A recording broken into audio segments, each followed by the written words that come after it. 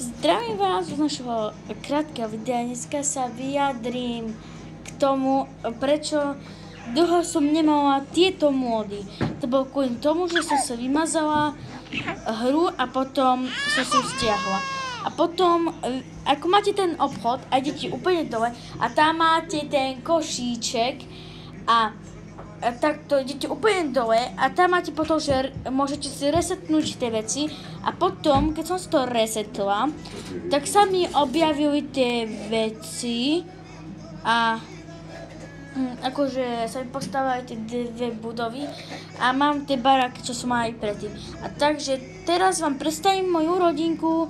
Toto je otec Lukáš, má 41 rokov, toto je matka Elizabeta a má 39, toto je Clarissa, má 18 rokov, toto je malý Tomáško a má 8 rokov, toto je malá Eli a má 2 rôčiky. Takže toto bolo len predstavenie rodiny, na budúce už bude normálne video, tak čus!